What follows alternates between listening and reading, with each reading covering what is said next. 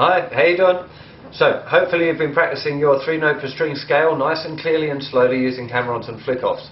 Now you're ready for the next stage, which is called cycling. Now, what cycling is about is making sure that you only pick when you move to a new string.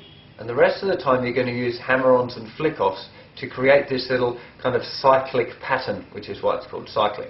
The pattern sounds like this. I'll give you a close-up in a sec, so don't stress. Here it's going. The cycle sounds like this.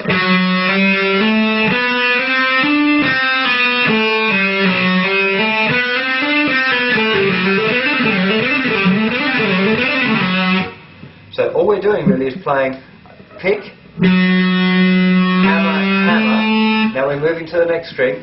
Pick, hammer, hammer, flick, flick, then pick, flick, flick, hammer, hammer, pick, hammer, hammer, flick, flick. So this creates a little cycle, which means that you learn really quickly that you only have to pick when you're moving to a new string, when you're doing legato, fast legato guitar. That's kind of a trick. So I'm going to get a close-up now of my left hand, and I'll run through exactly what we're doing. I'm just going to use these middle two strings of that 3-note per strings pattern, just because it's an easy one to get you started off with, because it doesn't have you might be finding that stretch a little difficult on the thickest 2 strings.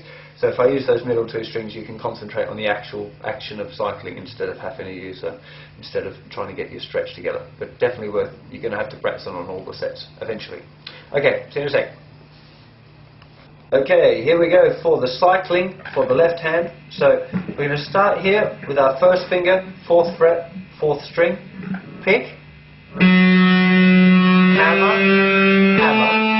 Now we're moving strings, so we're going to pick the next note, pick, hammer, hammer, then no picking, just pick, pick, then pick, pick,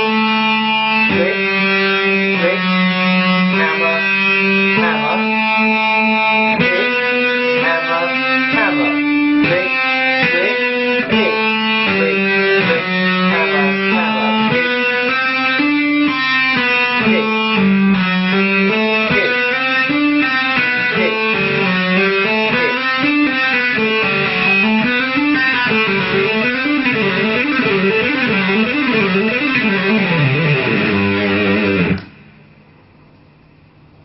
Okay, so I hope that cycling is nice and clear.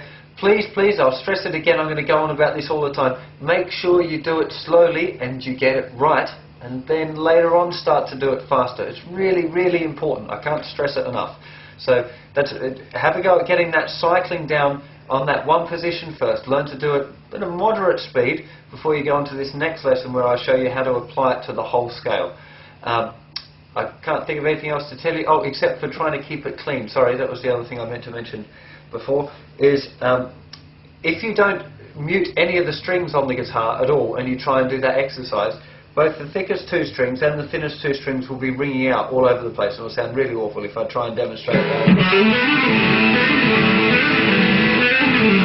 You hear it's really, really messy and not cool. So what needs to happen is the inside of your first finger here, that little part is going to be resting on the thinnest 2 strings throughout the whole exercise. Whenever first finger's down, that part of your finger is muting those 2 strings. And on your right hand here, your right hand, the edge of this part of your palm here is sitting on the thickest 2 strings and muting them up as well.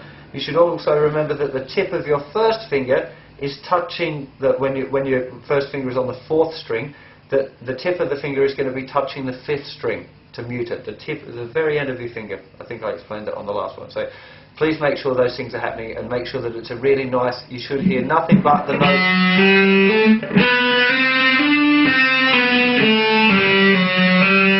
It's really clear. That's very, very important. Anyway, okay, have fun with that, and I'll see you for the next lesson where we're going to apply the cycling. See you soon. Take care.